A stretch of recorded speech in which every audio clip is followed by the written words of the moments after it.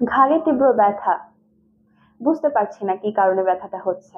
আমার বয়স কম, তারপরে তীব্র ব্যথা অনুভব হচ্ছে আমার ঘাড়ে। আমার হাড় ক্ষয়ের কোনো সমস্যা নাই, আমার ডিস্ক বের হয়ে যাওয়ার কোনো প্রবণতা আমি দেখছি না। সেক্ষেত্রে আমার ঘাড়ে এই তীব্র পেইনটা কেন হচ্ছে? আমার সামনে আপাতত একটা রিমোট আছে, এটা দিয়ে আমি আপনাদেরকে দেখাচ্ছি। ধরেন এটা আপনার ফোন। সো এই ফোনটা যদি আপনি কন্টিনিউয়াসলি ঘাড়টাকে নিচু করে রেখে এভাবে ইউজ করতে থাকেন এবং সেটা যদি টানা ১ থেকে ২ ঘন্টা হয়, তাহলে আপনার এই নেকের উপরে প্রচুর পরিমাণে কম্প্রেশন পড়বে এবং এর সাথে আপনার এই স্পাইনের যে ডিস্কটা থাকে, জেলির ন্যায় আমাদের হাড়ের মাঝখানে থাকে, এই ডিস্কের উপরে কিন্তু অনেক বেশি কম্প্রেশন হয়।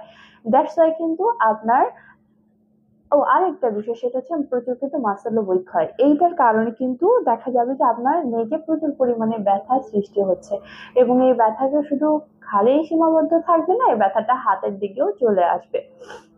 তাহলে প্রিয় দর্শক, আপনি বুঝলেন যে ব্যাড পশ্চারে থেকে শুধুমাত্র মাত্র একটা ফোন ইউজ করার মাধ্যমে আপনি কতটা মারাত্মক একটা সমস্যার সম্মুখীন হতে পারেন।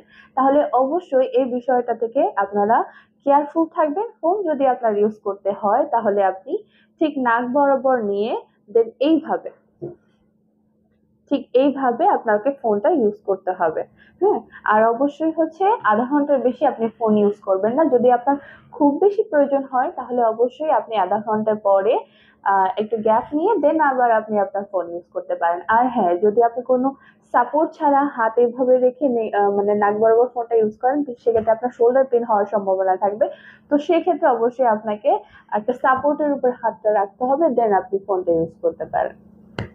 তো আজকের ভিডিও এই পর্যন্ত। সবাই ভালো থাকবেন, সুস্থ থাকবেন। আল্লাহ হাফেজ।